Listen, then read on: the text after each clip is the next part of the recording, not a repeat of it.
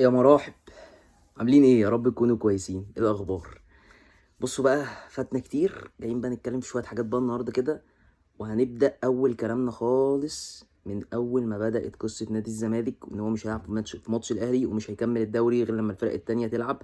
وهنشوف هل ده حقه ولا لا. وانا جاي اتكلم في الموضوع ده يا جماعه بكلمتين ابسط من البساطه، هنرد فيهم على كلمتين بس بساط كده جدا جدا جدا. الاعلام بتاعنا اللذيذ بتاع الكوره اللذيذ بتاعنا بيتكلم بس في نقطتين: ان الزمالك هرب من ماتش الاهلي او ما كانش عايز يلعب ماتش الاهلي. وفي جزء تاني بيقول لك لا، هو عشان البيان وعشان قرارات اداره نادي الزمالك والكلام ده كله. خلينا طيب نتكلم في قلبا وقالبا ان انا كراجل زملكاوي انا مع القرار بشكل كبير. طب ليه مع عم حازم مع القرار بشكل كبير؟ علشان انا ما ينفعش لما تنزل لي دلوقتي جدول المباريات، ازاي كده كده الاتحاد نزل جدول المباريات كامل، بس نزله بنفس الترتيب اللي هو عايزه، مش بنفس الترتيب اللي الزمالك قال عليه او اللي الزمالك كان بيفكر فيه. طب ليه بقى انا مع القرار؟ لان تعالى كده نبص، الزمالك يمكن الفرقه الوحيده اللي ما لعبهاش رايح جاي هي طلائع الجيش. تمام، اعتقد يعني على حد ما انا اتذكر. الاهلي بقى عنده بالنسبه له 4 فرق او 3 فرق برضو انا فاكرهم لحد دلوقتي، طبعا بيراميدز، فيوتشر، طلائع الجيش، ولسه لاعب الداخليه اخر ماتش وهيلعبوا تاني بعد ماتشين. يعني ممكن نحسب الداخليه معاهم لو هنتكلم ان هو كان قبل الماتش على طول بتاع الزمالك والاهلي. ف ده اسميه ايه؟ لا، الزمالك بلديه المحله. ده بقى اسميه ايه؟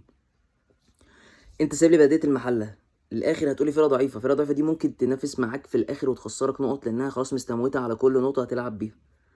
عكسك انت لعبت كل الفرق دي قدام في المرتاح، هم كانوا لسه برضو قدامهم وقت، فالموضوع هنا بيختلف.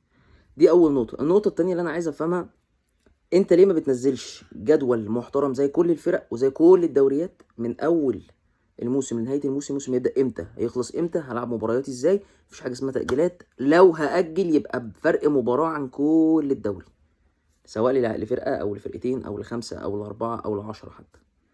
لكن انك انت تجيب لي فرقه مثلا ناقص لها لسه 15 ماتش او 13 ماتش، وفرقه ناقص لها 10 ماتش، وفرقه ناقص لها 5 ماتش، يعني في فرقه لعبه لحد ال 29 او ال 28 في الدوري، الجوله ال 28. فاللي هو يا جماعه انتوا بتتكلموا ازاي؟ فاضل لهم حوالي 8 ماتشات، وناس تانية فاضل لها 16 ماتش، وناس تانية فاضل لها 13، وناس تانية فاضل لها 12. فالدوري ملعبك. فانا من رايي انا مع قرار الزمالك في النقطه دي جدا. النقطه التانية يا جماعه لازم يكون في حياد في فكره. والله بتكلم على الزمالك وعلى الاهلي وعلى كله، ما ينفعش اكون انا خطأ تحكيمي يأثر عليا كنتيجة وأنا عندي الفار. طب ما أنا كده كده عامل الفار ليه؟ دي النقطة التانية اللي الزمالك كان بيطالب بيها. أنا دول أهم نقطتين عندي بالنسبة لي: مبدأ تكافؤ الفرص ومبدأ الحيادية. دول أهم نقطتين عندي، ما يهمنيش أي حاجة تانية. أو الزمالك طلب 4 مطالب، بس دول بالنسبة لي أهم نقطتين. أنا بالنسبة لي طبعا الاتنين تانيين مهمين، بس بالنسبة لي دول أهمهم، أو الأهم ثم الأهم يعني.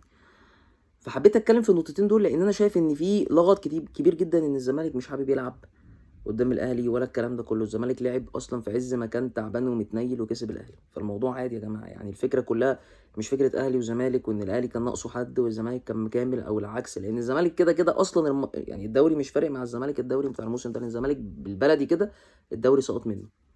فالزمالك ما عندوش اللي يبكي عليه في الدوري، فعادي لو لعب الاهلي يمكن يتعادل، يمكن يكسب، يمكن يخسر، مش هتفرق. حتى لو هو فكره انه يخاف يخسر، يعني يخسر بسكور، ما اعتقدش ان الزمالك كان هيجازف مع الاهلي بقى لو بدري، لو الاهلي مثلا جاب جون بدري، ان هو هيفضل فاتح ملعبه مع الاهلي. اعتقد ان الزمالك مش دي النقطه خالص اللي الزمالك كان بيلعب على اساسها. طيب نخش على النقطه التانية بالنسبه لي، هي فكره ان في كلام او اللي فجرها كابتن ابراهيم عبد الجواد على اون تايم سبورت لما قال ان الزمالك هيلعب ماتش سيراميكا اللي جاي تقريبا، مش فاكر سيراميكا ولا مين والله، بس تقريبا سيراميكا، من الماتشات برضو يعني سيراميكا.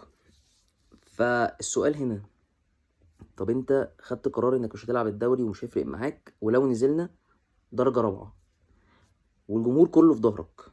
طب انت بقى ليه بتفكر تلعب؟ عشان النقط ولا عشان تنزل درجه رابعه؟ ما هو كده كده الجمهور اللي هو اصلا الداعم الوحيد ليك. تاني حاجه، مش هيقدر يعمل معاك ده زي ما عمل مع الاهلي في الثمانينات. مش هيقدر ينزلك ولا يهبطك، لان هو من ماتش خسر اكتر من 100 مليون جنيه المفروض ايرادات الماتش، واساسا مش ايرادات، يعني اللي هو الرعايه والبث والحاجات دي كلها اكتر من 100 مليون جنيه. فهل بقى لما ينزل الزمالك درجه تانية، هل بقى البث والرعايه وي هيزيد او هيقل بنسبه ولا هيقل؟ طبعا هيقل كتير. يعني الفرق اللي هيبقى مثلا كده لا هيبقى كده. فطبعا هو مش هيقدر يعمل ده، لان طبيعي اكبر قوتين يلعبوا كماتش اهلي وزمالك بيجيب له قيمه تسويقيه كبيره جدا جدا، مش هيبقى موجود لمده اكتر من 4 مواسم، استحاله. استحاله يعمل حاجه زي كده، استحاله ان هو ياثر اصلا على الدوري اكتر ما هو متاثر، ده عموما. فان انت تيجي تقول لي ان هو هيعمل ده، لا، فسيبك بقى من الكلام ده. لكن انت فكره بقى انك تلعب علشان انت خايف، او ان انت تنزل، او الكلام ده كله، او بقى في ضغوطات عليك، او الكلام اللذيذ اللي كل الناس بتسمعه ده، بالنسبه لي ما ياكلش عيش. ليه؟ لا، انا يا باشا لو مش هلعب، لا مش هلعب غير لما طلباتي تتنفذ، حتى لو هنزل درجه 20 مش 4. دي اول نقطه. النقطه التانية بالنسبه لي برضو، مفيش حاجه اسمها انك تيجي تسقط مني نقط او انزل منك النقط علشان انت مش هتلعب. يا باشا اعمل اللي انت عايزه، انا كده كده مش باكي، ما دام كده كده جمهوري معايا، انا كده كده مش باكي على اي حاجه. اعمل اللي انت عايزه. لكن فكره انك هتلعب علشان تعدي الدنيا، لا، يبقى انت كده ما عملتش حاجه. يبقى انت كده حققت للاهلي اللي هو عايزه، بس ان هو عدى ماتشك على خير وخلصنا، و2-0 للاهلي بان انت ما روحتش، وكل سنه وانت طيب. فالكلام ده في المشمش ما ينفعش، وهبقى اكبر سقطه ليك وقرار خدته غلط. ما دام خدت القرار كمل فيه، ما دام خدت القرار انك ما تلعبش كمل.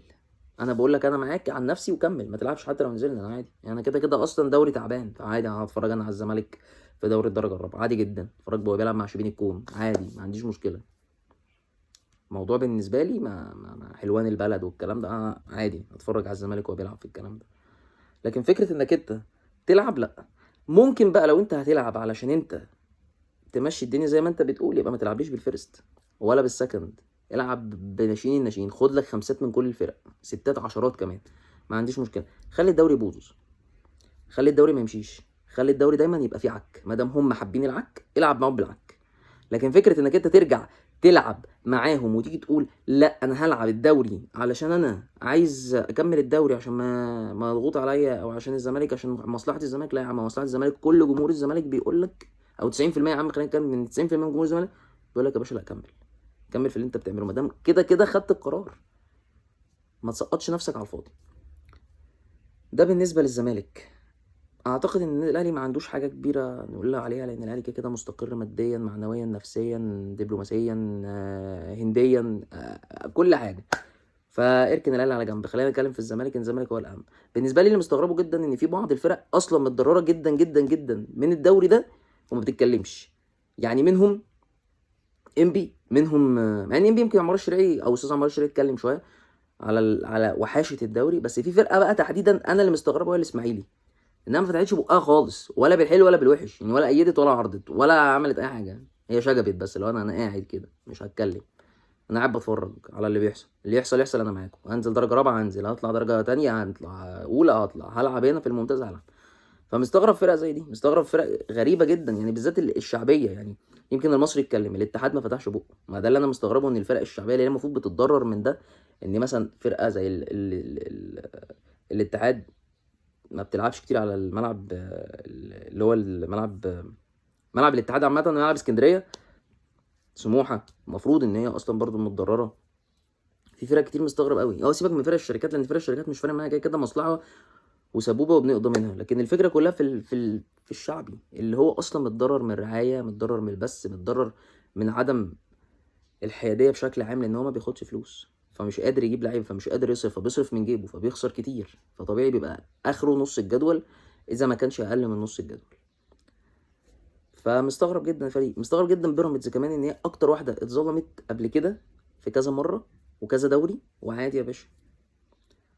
ففي كذا فرقه كده مستغرب عليهم، عايز افهم ايه اللي في دماغك. يعني انت شايف ان الزمالك حط فكره نمشي عليها كلنا للحق؟ والله للاهلي وللزمالك وللاسماعيلي وللاتحاد وللمقصه واي فرقه موجوده في الدوري، او اي فرقه طالعه كمان في الدوري زي غزل المحله وزي بتروجيت وزي الناس دي كلها، او حرس الحدود، ما لازم يا جماعه. فانا مستغرب جدا فكره السكوت اللي مش مفهومه دي. انت ماشي مع الرايجه، لا انا رايح كده، ده رايح اتحاد الكوره قال كده، انا رايح ما حاجه، انا بلعب في الدوري، يبقى عمرك ما هتتقدم. بس يا جماعه ده اللي حبيت اتكلم فيه النهارده، ويا رب ما كنتش طولت عليكم. ان شاء الله نشوف بس الزمالك النهارده، المفروض البيان لسه ما نزلش بتاع كابتن حسين لبيب واداره الزمالك، هنشوف البيان هينزل على ايه، وعلى حسب البيان هنطلع نتكلم. شوفوا اشوفكم بخير، سلام.